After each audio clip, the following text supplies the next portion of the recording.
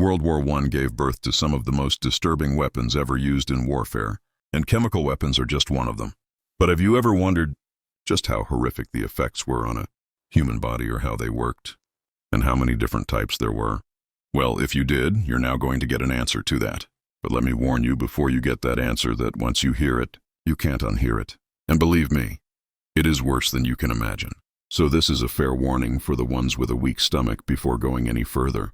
Okay, so let's go all the way back into the history of chemical weapons and go from there, so everything makes sense.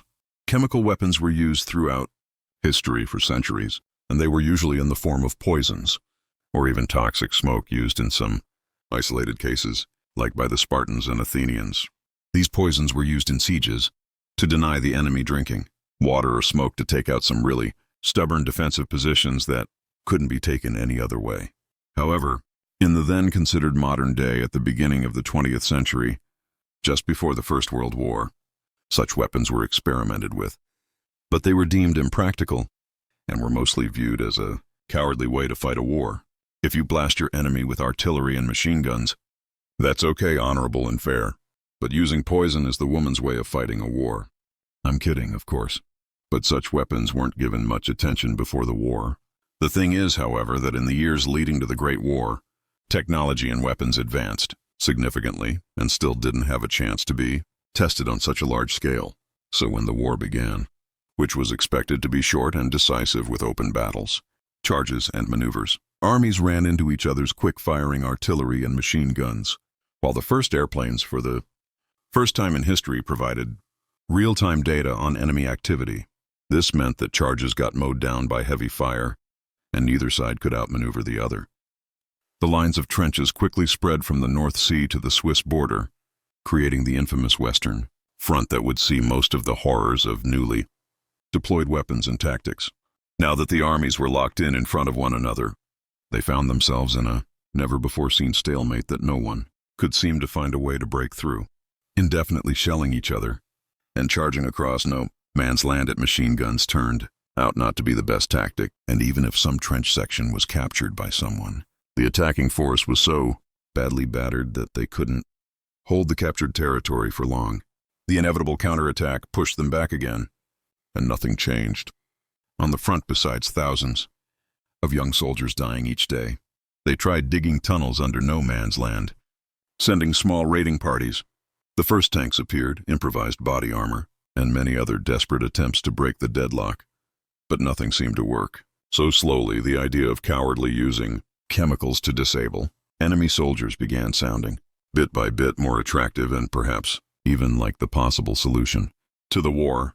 But as it was already before the war seen as an univilized way to kill another human, if you even see the irony in this, projectiles designed to diffuse asphyxiating or toxic gas was strictly forbidden by the 1899 Hague Declaration. The 1907 HEG Convention also banned poison or poisoned weapons, labeling such types of weapons too cruel. However, the war in the trenches was getting progressively more disturbing with each month, and it was more than clear that all traditional weapons were simply not going to change anything on a large scale. It was in this context that chemical warfare appeared as a superior weapon that might solve this and perhaps even win the war.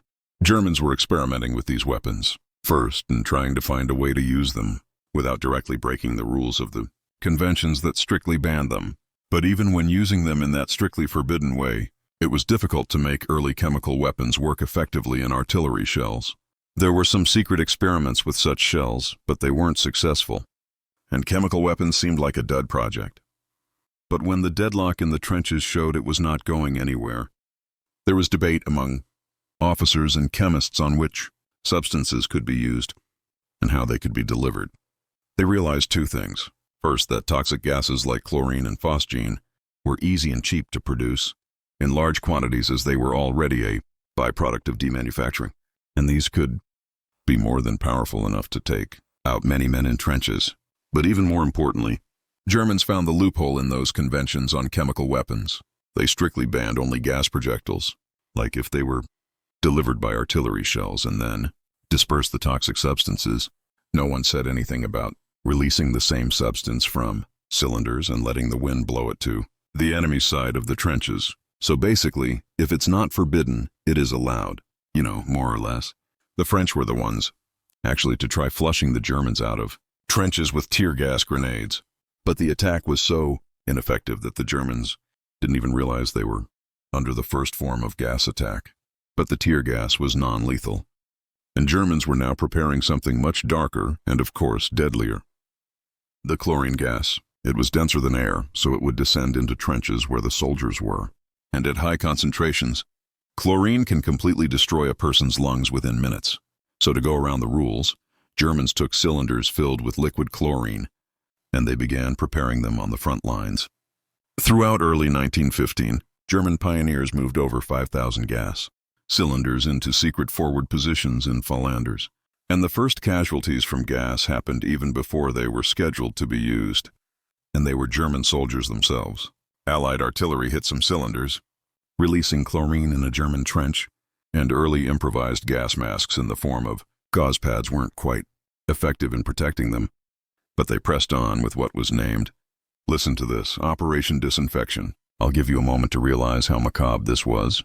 It is now April 22nd, 1915. In Ypres, early in the morning, Allied troops in trenches noticed a strange greenish-yellow cloud being slowly pushed by the wind from the German lines toward them. At first, they thought it was perhaps a smoke screen for a conventional attack. But just moments later, they would realize what it really was. Germans now opened the valves of thousands of those cylinders they had prepared, releasing about 160 tons of chlorine gas along a 4-mile section of the front. Within minutes, the whole section of the front turned to outright horror. French Captain Gore Lamour phoned his headquarters and frantically screamed, "All my trenches are choked. I am falling myself." Before the transmission ended with him dying, dense chlorine gas poured into dugouts and shell holes. And to make matters even worse, gas masks weren't issued at that time. So by the point soldiers realized, from the pungent, bleach-like smell what this cloud was, it was too late. They had inhaled enough of it for its disturbing effects to begin. Panic swept through the line, and soldiers with gray faces and bulging eyes clutched their throats as they ran, before falling to the ground. Within just 10 minutes, French frontline units ceased to exist as a fighting force, dead or forced to retreat with horrible effects of chlorine on their throats, eyes, and lungs. Over 1,000 French and Algerian troops stationed. They were killed with more than 4,000 seriously injured. A whole defensive sector of about 4 miles collapsed and opened up in minutes, which was just unheard of. German infantry, of course, followed close, behind the gas cloud with improvised gauze pads soaked in bicarbonate solution, tied over their mouth and nose. They were just shocked themselves by what this new weapon had now created, stepping over piles of dead enemy soldiers.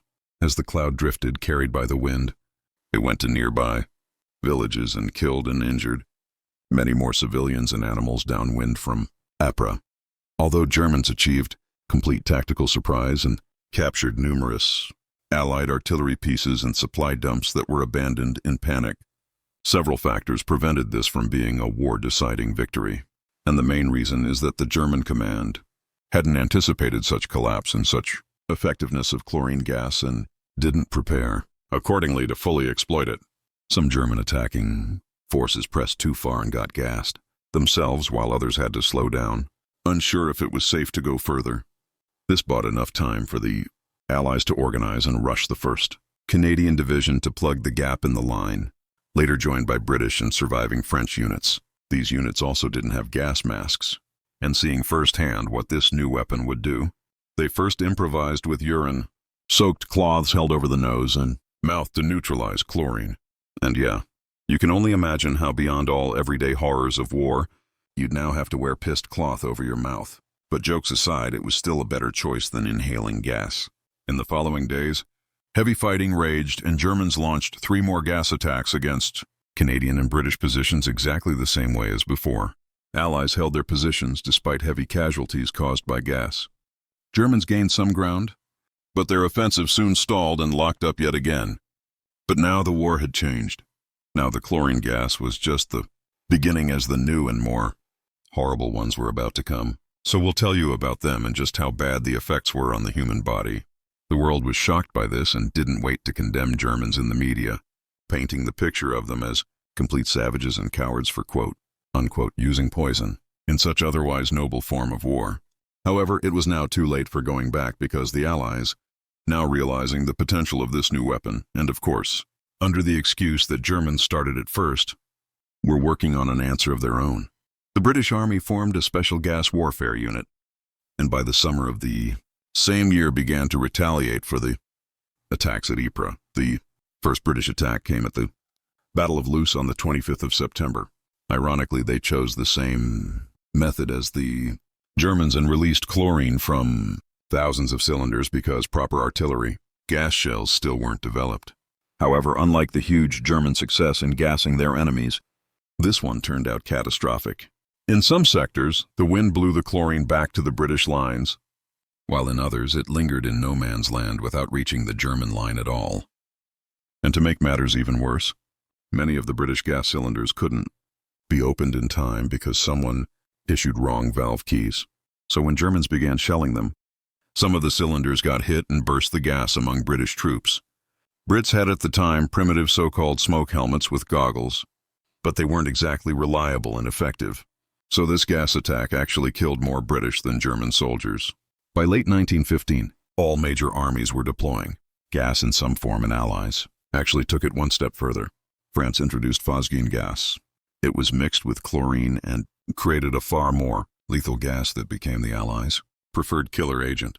Germans soon followed close behind, introducing phosgene as well, and used it in yet another devastating attack when they released 88 tons from cylinders and caused over 1,000 Allied casualties.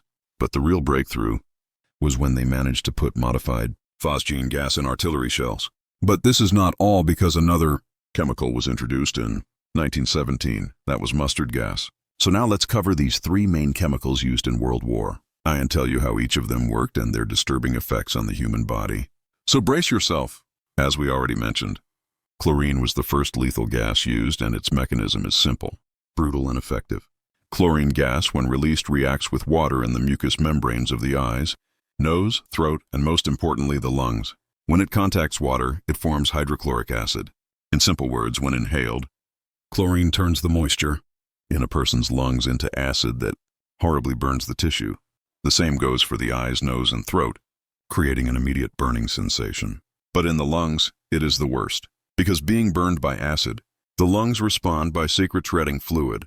And now I have to be careful how to describe this because we're on YouTube, but the lungs would literally fill with water from the inside. The cause of death is actually drowning from within, and describing how the person would look and behave while experiencing this would get the video taken down, but I think that you can imagine how that might be. Now imagine that with hundreds of soldiers and the scene it left behind, and you'd understand why soldiers surviving World War I would never be the same again. However, chlorine was just the beginning, because then phosgene was introduced. Now, this one was the deadliest gas of the war, and for several reasons. First, unlike chlorine, phosgene is colorless and much less immediately irritating. It has a mild odor described as musty hay or corn, which usually didn't alarm soldiers until it was too late. And this was its biggest danger. Soldiers would inhale enough of it to be deadly before the effects would be shown. Phosgene reacts with proteins in the lungs and damages the membrane, where oxygen exchange occurs. This, similar to chlorine, creates that water collection in the lungs. But over the course of several hours, soldiers hit by phosgene might be slightly irritated and think they're okay, but the next day they were dead. Medics would receive soldiers walking from the front line where they were gassed, seeming fine at first, but doctors knew they were literally dead men walking. There was nothing they could do to help them now, and there was no antidote, because the damage was already done. The effects were inevitable, and survival depended on how much of the gas they had inhaled. Phosgene alone caused an estimated 80% of all gas deaths in the war exactly, because it was so hard to detect. It would be fired among standard artillery shells to mask it, and by the time alarms for gas masks went off, it was usually too late. Gas masks also provided less protection against its smaller and more potent molecules. But we're not done here. There is the mustard gas introduced by the Germans in 1917. It was codenamed Yellow Cross and earned the title King of the Battle Gases. This one worked much differently from chlorine and phosgene. Instead of attacking lungs, mustard was a blistering agent. When deployed in artillery shells, it disperses in a fine mist of droplets. Its smell is described as garlic or onions. And similar to phosgene, the first big issue with mustard is that its effects are delayed. Victims wouldn't feel anything for a couple of hours after exposure. But hours later, redness and itching would first appear on skin exposed to it, then be followed by severe blisters. Warm and moist regions of skin like armpits, groin, and so on were the most severely affected because mustard vapor concentrates there and blisters are big and deep. Eyes would also be horribly affected with eyelid swelling. Shut and temporary blindness was common. Inhalation of it burns the lungs as well, wreaking havoc on them. Mustard gas wasn't as deadly as phosgene, but it incapacitated far more soldiers than it killed, creating mass casualties that overwhelmed field hospitals. In just 3 weeks after the introduction of mustard, Allied gas casualties equaled the entire number from the whole previous year. And if that all wasn't enough, mustard gas could linger for days or weeks in damp climate and cling to uniforms. So special cleaning stations were created for men returning from mustard zones. A major challenge in treating gas casualties was that they'd arrive in huge numbers at once, and they all needed urgent care. Medical staff worked around the clock, but there wasn't much they could do. They described gas casualties as some of the worst and most heartbreaking. And it was just sheer agony with soldiers begging doctors to end it for them. For survivors, there were long-term health consequences, and they all depended on how much and which gas they were exposed to. The Eastern Front also saw chemical warfare, and you probably heard about that infamous incident at Uik Fortress. Here, Germans deployed chlorine against Russian defenders of a fort that couldn't be captured by conventional means. Russians, lacking proper gas masks, suffered horribly from the attack. But instead of going out without a fight, they decided to make their deaths count in what was later remembered as the attack of the dead men, surviving half-poisoned. Russian soldiers, wrapped in bandages and coughing blood, exited the fortress and counterattacked in a horrific charge that scared the hell out of German soldiers. Seeing this sight, Germans broke in panic and retreated with heavy casualties. Italians also suffered horribly when Austro-Hungarians released a chlorine-phosgene cloud at Monte Sanin, Mickley on the Italian front. It caught Italians off guard, and over 2,000 soldiers died in just a single attack.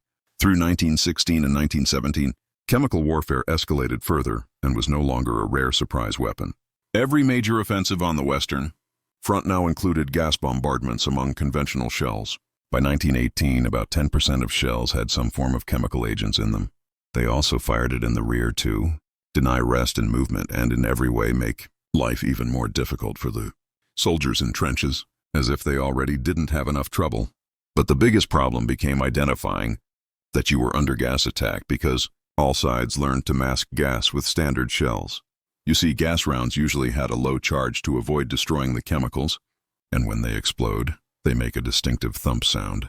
Soldiers under attack would recognize that sound and put on their gas masks. By mixing them with standard high-explosive shells, this became far more difficult to do and also harder to alert others. The most important countermeasure was, of course, the gas mask. They quickly evolved from ad hoc, improvised protection to more sophisticated designs with real filters. The British small-box respirator, for example, was one of the most effective ones. However, no mask of the World War I era could protect soldiers reliably, especially against mustard gas that didn't need to be inhaled to cause those horrible effects.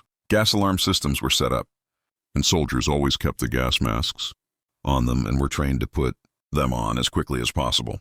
Every second of inhaling contaminated air was the difference between life and death. But functioning with the gas mask on was still anything but a practical and comfortable experience, since you'd still have all the other dangers and horrors of conventional warfare.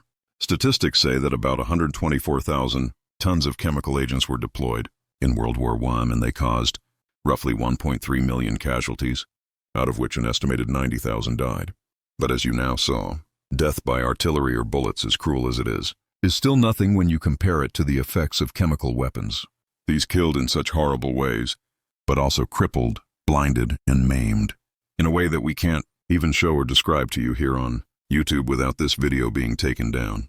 However, after the war ended, although the whole world condemned such weapons and fought for their ban in warfare, they wouldn't disappear, but evolve. In 1925, the Geneva Protocol banned the use of such weapons in war. However, it banned use but not development, production, or stockpiling of such weapons.